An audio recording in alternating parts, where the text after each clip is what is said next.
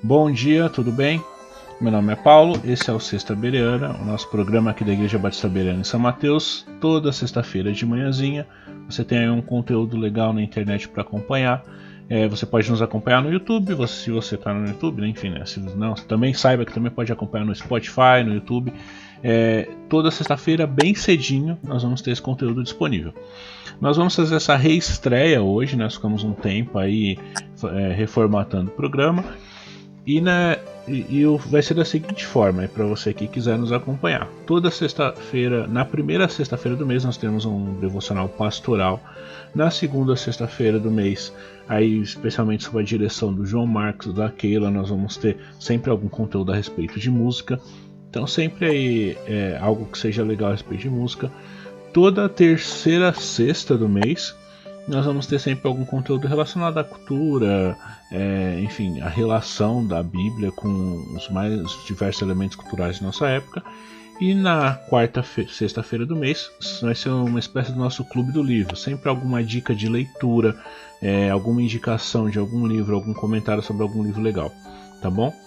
E, enfim, quando tiver 5 sextas-feiras, a última é folga, tá bom? E hoje, como eu disse, nós vamos começar falando sobre música. Essa vai ser a nossa reestreia e por isso que nós teremos aqui com a gente a Keila. Tudo bem, Keila?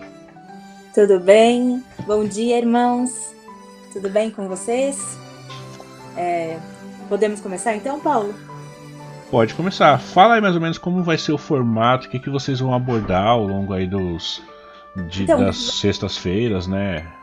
Nós pensamos em alguma coisa assim, bem dinâmica e pegando diversos pontos mesmo da área de música. Então, algumas biografias de autores que fazem parte da nossa história, algumas entrevistas também a gente quer com professores de música do seminário, com pessoas que estão bastante envolvidas com isso de maneira profissional, mas também no meio cristão mesmo, para a gente entender como fazer isso com excelência, análises de letras para a gente ter também um pensamento mais crítico, entender como a gente deve fazer isso, um pouquinho de teologia da adoração, tudo que envolva de fato a nossa participação no culto, a nossa adoração a Deus por meio da música. Então a gente quer tentar fazer da maneira mais rica e mais dinâmica possível.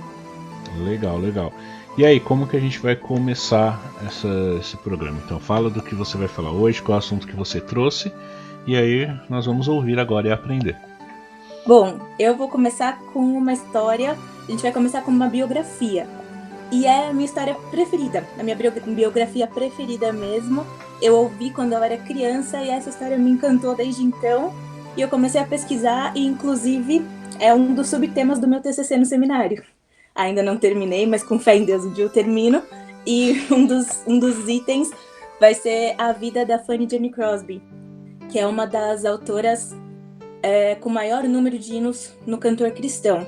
Se você frequenta a Bereana, provavelmente no fundo da igreja você vai ver alguns cantores, que hoje em dia é difícil até a gente ter um físico em casa, mas te convido a dar uma folheada e dar uma olhada nos nomes dos autores e você vai ver muitas vezes, se for aquele que só tem a letra, um FJC, que são as iniciais dela, ou se for aquele que tem a partitura, o nome completo, Fanny Jane Crosby.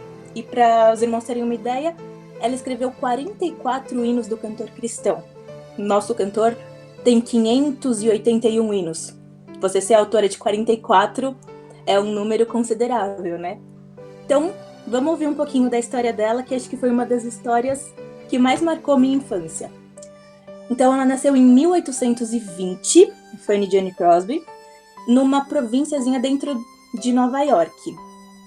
Quando ela tinha mais ou menos um mês de vida, ela teve uma infecção nos olhos. E como era uma cidade pequena, o médico da cidade não estava naquele momento. Então veio um médico substituto cuidar dela. E ele prescreveu um cataplasma. Cataplasma, para quem não sabe, é um tipo de uma papinha que você faz com argila, alguns grãos. Ele prescreveu cataplasma quente de mostarda para essa infecção. Só que esse cataplasma, no final das contas, ele teve um efeito totalmente contrário e deixou ela cega Então, com 1 mês de vida, ela ficou cega. Isso causou uma revolta na comunidade, tanto que esse médico teve que fugir, porque ele deixou um bebê de 1 mês cego. E aí, ela teve uma vida bem difícil. O pai dela morreu quando ela ainda era muito criança. E aos 5 anos, com a ajuda da comunidade, fazendo uma vaquinha, eles conseguiram levar ela para o médico mais renomado dos Estados Unidos para tentar ver o caso. E aí o médico disse que o caso dela de fato era irreversível. Então não tinha o que ser feito, não precisava buscar mais tratamento, porque era uma cegueira irreversível. Mas em toda a biografia dela, todos os autores, eles falam que ela tinha um temperamento muito dócil e nunca se mostrou revoltada com essa situação. A avó dela era cristã e sempre falava de Jesus para ela. Se hoje em dia o acesso ao Braille já é difícil, imagina isso há 200 anos atrás. Então, a questão de leitura bíblica, ela não tinha acesso, então a avó dela lia a Bíblia constantemente para ela e reparou numa facilidade muito grande que ela tinha em decorar, especialmente salmos. Então, quando criança, ela já tinha de cor muitos trechos do livro de Ruth, muitos salmos, e foi por meio da avó que ela conheceu a Cristo. E aí, a primeira composição dela foi aos 8 anos. E aí foi um dos versos que tem aqui, eu vou até ler para vocês porque eu achei muito legal. Ela fala assim: que pessoa feliz eu sou. Embora não possa ver, decidi neste mundo sempre contente viver. Então, uma criança de 8 anos que consegue ter essa resiliência em meio a uma cegueira, ao invés de ser uma criança revoltada ou tida como coitado, já mostra de fato Cristo na vida dela, né? E aí, aos 15 anos, ela conseguiu ingressar no Instituto para Cegos, que também era uma vitória. Uma mulher deficiente visual conseguir estudar em 1840 é uma vitória. E nesse mesmo instituto, ela ainda lecionou depois de formada também. E aí, ela casou com um músico também de lá, e foi quando ela deixou o instituto para acompanhar o marido dela, que era músico, tocando harpa e piano. Então ela tocava vários instrumentos, além de tudo. Ela compunha, tocou harpa, piano e violão. Então ela tocava bastante, tinha uma habilidade de fato fora do normal, né? E aí, a gente fala em 44 hinos, e eu fui pesquisar um pouquinho da história. E teve um que me marcou bastante, o hino 374. Acho que a maioria talvez conheça, mas a história dele eu não conhecia. Ela compôs esse hino depois que o único filho dela, ainda bebê, morreu durante a noite. Então ela perdeu um filho, bebezinho, e compôs esse hino. Eu vou ler para vocês a letra porque é muito impressionante. A letra já é bonita, mas quando você entende o contexto em que ela foi escrita, eu acho que ela se torna muito mais rica. Salvo por Jesus Cristo, tenho perfeita paz. A comunhão com Ele, toda aflição desfaz. Ele me deu certeza da minha salvação, que de inefável gozo enche meu coração. Cristo é a minha vida, fonte de doce amor. Ele me tira a mágoa, todo o pesar e a dor. E se sofrer a prova, muito fácil me será. Quando verter o pranto, logo Ele me enxugará. E passarei a noite com Ele sem temor, até que amanheça o dia de perenal fulgor. Magnificente e santo, vê-lo-ei a me fitar, e na mansão de glória vou com Jesus reinar. Salvo por Jesus Cristo, tenho perfeita paz. A comunhão com Ele, toda aflição desfaz. As letras dela, de um modo geral, elas são muito fortes, mas quando você entende uma perda e você compor isso, pensando na minha vida mesmo, quantas vezes a gente se lamenta por tão pouco e você consegue glorificar a Deus em meio à perda de um filho, mostra mais uma vez, de fato, Deus capacitando. E era o único filho. Depois disso, a história não conta deles terem mais filhos, nada disso. Ela escreveu muitas letras para hinistas muito famosos, então ela muitas vezes não compunha melodia. Tanto que se você pegar no cantor cristão, geralmente o primeiro nome é do autor da letra do hino, o segundo nome geralmente é de quem compôs a melodia. Então ela tá sempre primeiro porque ela é a poetisa, ela que faz a poesia do hino. E aí, uma das editoras que ela foi contratada falou que era muito ruim para a editora ter só o nome dela como autora. Mas tem relatos de que ela chegou a compor 7 poesias num dia. Então, para que a editora conseguisse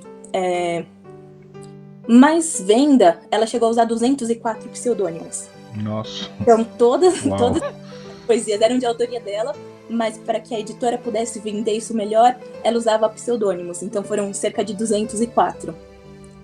E no final da vida dela, eles compilaram mais de 8.000 poemas. Uau. Escritos. E aí, alguns hinos que são extremamente conhecidos, são que a gente canta na nossa igreja, até são o hino 15, Exultação. Como que você consegue cantar parado? Exultai, exultai, vinde todos louvar. O hino 126, Louvai. 171, que é o Avivamento. O 210, que é Cristo te chama. O 286, Junto a ti. 289, Não consintas. Um dos meus preferidos também, que é o 375, que fala Vivo feliz, pois sou de Jesus. Aí você vai, canta minha alma, canta ao Senhor. 422, que é o trabalho cristão. 471, vitorioso. Então, todos esses que você for ver no cantor, que tiver aquele FJC ou Fanny Jane Crosby, todos de autoria dela. E se você for ver as letras, nenhuma delas é triste. Então, você estava falando e eu estava pensando aqui nas letras, pelo menos dos que eu lembro assim de cabeça. São hinos que sempre nos convocam a louvar ao Senhor e a viver alegres, né? E legal, sempre um olhar na eternidade também, né? Mesmo Sim. esse hino que você falou que ela compôs após o filho dela, o Senhor ter levado ele, a gente vê que ela termina a última estrofe ali com um olhar na eternidade, né? Exato, e ela tinha um chamado a Melodias Fáceis e Letras Fáceis de Entender. Ela fala isso em várias ocasiões. Ela fala que o que ela gostaria é que fosse acessível ao público, tanto a melodia, então uma melodia que fica na nossa cabeça. Sim. É uma melodia de fato fácil de você cantar, fácil de você decorar, é o que a gente chama de um hino congregacional mesmo, é fácil de você colocar a igreja para cantar, e a letra é muito fácil de você assimilar também. Você não precisa de um recurso, de um dicionário do lado para você entender o que se fala. Então, essa era a proposta dela mesmo, de fato, tornar Cristo conhecido pela música. Uma música que fosse fácil de ser entendida. Uhum. E assim, o que é legal é que ela teve uma influência muito grande. Moody, que é um dos principais pregadores da época, ele chamou ela para tocar e cantar nas suas pregações. Porque, de fato, as letras dela eram profundamente evangelísticas, levavam a uma reflexão profunda também, a contrição. Quando você pensa ao pé da cruz, ou Cristo te chama, ó pecador, vem, atende a chamada do Senhor. Então, tudo isso tem um cunho evangelístico também bem forte. E ela nunca quis ser remunerada com valores exorbitantes pelas músicas dela. Ela falou que a função dela era tornar Cristo conhecido, era de fato fazer com que a palavra fosse disseminada por meio da música. Então ela aceitava aquilo que fosse suficiente para ela viver. Então a história diz que ela vivia em casas muito simples, tudo muito simples mesmo, porque o que ela aceitava receber pela música era o que fosse suficiente para pagar as contas deles e da casa. Então ela e o marido decidiram isso. Mas num padrão humilde, gente. Então. É muito relativo isso, né? Pois é. Pra duplex. Não era o caso dela. O mundo tá diferente hoje. Os padrões dela eram mais tranquilos, mas eles relatam isso, que até as editoras falavam, não, você pode cobrar mais por isso. Ela falou, não, isso é suficiente pra mim. Eu não preciso e não quero mais que isso. O que eu preciso é que a letra seja divulgada, que a música seja divulgada. Então isso também é muito legal de você ver, né? É alguém que de fato tinha o coração na obra. Aquilo era pro Senhor, não era para mérito próprio, não era para enriquecimento. Sim. Ela teve bastante influência também na igreja dela. Embora mulher, ela trabalhou com o ministério infantil bastante, também com músicas para crianças, embora você não tenha muitas letras divulgadas, mas conta-se que ela trabalhou bastante nisso. E ela foi a primeira mulher americana a falar no Senado. Uau. Ela conseguiu uma coisa assim muito notória, né? Era 1800 e alguma coisa, uma mulher que conseguisse essa relevância diante do Senado norte-americano era de fato alguém que tinha respeito, tinha bastante relevância mesmo no meio. E aí, eu vou terminar com uma frase dela que eu achei muito, muito, muito mesmo interessante, mostrando de fato que em momento nenhum ela questiona o Senhor, sobre a condição dela, em momento nenhum ela acredita que isso é um problema, que ela é coitada, mas ela entende como soberania de Deus, de fato, na vida dela. Então a frase é assim: creio que a maior bênção que o Criador me proporcionou foi quando permitiu que a minha visão externa fosse fechada. Consagrou-me para a obra para a qual me fez. Nunca soube o que é enxergar, e por isso não posso compreender a minha perda. Mas tive sonhos maravilhosos. Tenho visto os mais lindos olhos, os mais belos rostos e as paisagens mais singulares. A perda da minha visão não foi perda nenhuma para mim. Então... É fantástico, né? Eu ia fazer uma pergunta para você logo no início, mas eu acho que tudo que você falou já respondeu. Eu ia perguntar por que é importante saber biografias de cantores. Eu falei, não, é biografia, pra que saber da vida de outra pessoa? Mas me edificou muito mesmo ver como uma serva do Senhor do passado dedicou assim toda a sua capacidade ao Senhor e, acima de tudo, né, confiou no Senhor mesmo diante de uma situação muito mais grave do que talvez eu já tenha passado na minha vida. Acho que é uma lição para todos nós, né? Não só a respeito de música, né? Porque ela compôs boas músicas e com certeza as músicas dela são um padrão pra gente, mas até como um padrão mesmo de vida, né? Enfim. Exato, é um testemunho de vida, né? Independente Sim. dela ser compositora ou não, mas como cristã já é um grande testemunho pra gente, né? Eu enxergo dessa forma também. E de fato, a história conta ainda também que quando ela morreu, ela pediu para que fosse escrito na lápide dela. Ela fez o que pôde, nada mais que isso. Então ela fez o que estava ao alcance dela. Não foi nada de extraordinário, 8.000 poemas para mim foi, né? Mas foi muito extraordinário.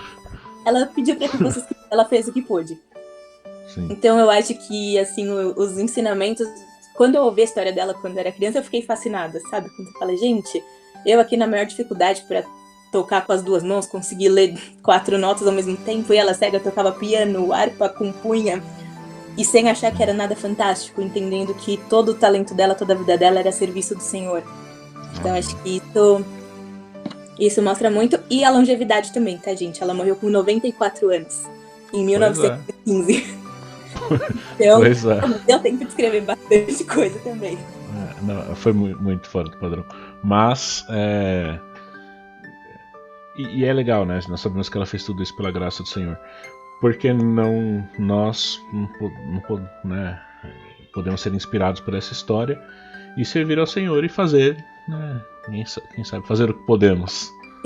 Talvez bem menos do que ela, mas vamos fazer tudo o que pudermos para a glória do nosso Deus.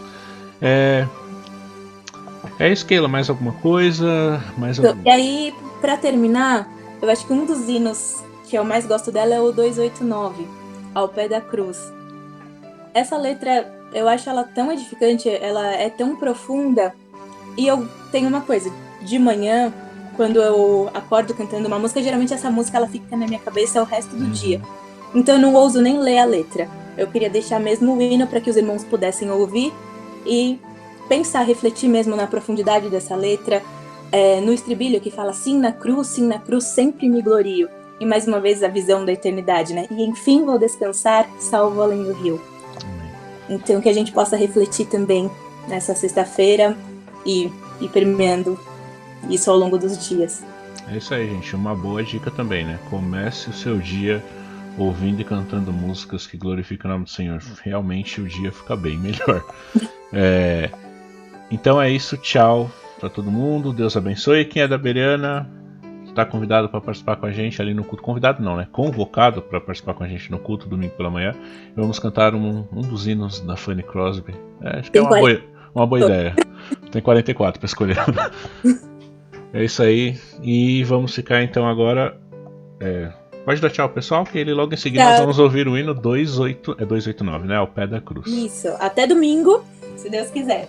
Até domingo. Tchau, tchau, gente. Deus abençoe.